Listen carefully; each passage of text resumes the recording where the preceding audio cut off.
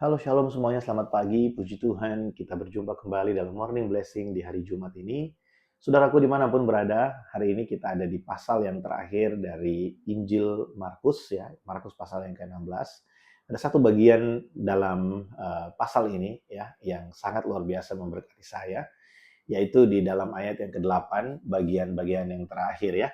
Ayat yang ke-8 ini cukup panjang, saudara.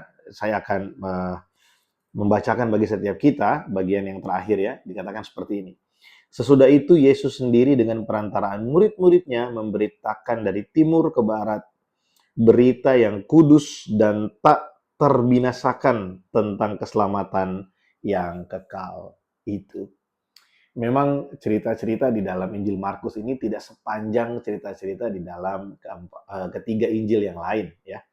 Namun di dalam bagian ini kita melihat jelas ya, saya suka sekali dengan kalimat yang digunakan di sana dalam terjemahan bahasa Indonesia. Sesudah itu Yesus sendiri dengan perantaraan murid-muridnya. Yesus sendiri dengan perantaraan murid-muridnya memberitakan dari timur ke barat tentang berita sukacita, berita kudus yang tidak terbinasakan, yang tidak akan bisa dihentikan tentang keselamatan kekal. Hari ini saudara, ada berapa banyak dari kita yang masih mensyukuri kalau hari ini kita adalah orang percaya dan kita menerima Injil di dalam hidup kita, menerima kabar baik. Mungkin kita sekarang kalau ditanya, apakah kamu berbahagia ketika kamu mendapati dirimu percaya dan kamu memperoleh hidup yang kekal di dalam Yesus?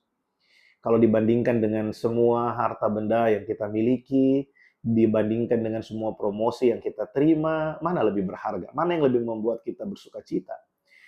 Saudara, biarlah kita menemukan kita bersuka cita lebih karena kita percaya kepada Injil.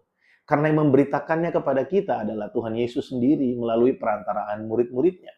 Nah, murid-murid di sini bukan hanya ke-12 rasul, tapi setiap hamba Tuhan, setiap penginjil yang datang berbicara kepada kita, setiap kali kita belajar firman Tuhan, setiap kali kita punya kesempatan untuk merenungkan firman Tuhan, itu adalah bagian di mana Yesus berbicara kepada kita melalui hamba-hambanya, melalui orang-orang yang dia pilih, yang dia urapi untuk menyampaikan firman Tuhan. Mari buka hati kita bagi Tuhan hari ini. Dan mari ingat kembali bahwa kita menerima keselamatan oleh pemberitaan Injil yang dilakukan oleh Yesus sendiri melalui murid-muridnya, melalui orang-orang pilihannya. Dan bersyukur, saudara. Bersyukurlah karena kita percaya. Sebab ada banyak orang yang tahu fakta tentang Yesus, yang tahu mereka paham benar bahwa Yesus mati dan Yesus bangkit dari kematian, tapi mereka tidak memilih untuk percaya. Kita hari ini, mungkin kita tidak lebih pintar dari mereka, tapi kita memilih untuk percaya. Kita menyerahkan pengharapan kita kepada Tuhan, kita menyerahkan hidup kita dipimpin oleh Dia. Bersyukurlah saudara.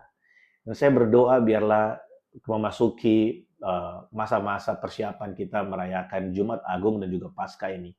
Kita diingatkan kembali bahwa Tuhan terus berkarya. Berita tentang keselamatan itu adalah berita yang tidak akan pernah binasa sampai semuanya digenapi waktu Yesus datang pada kali yang kedua.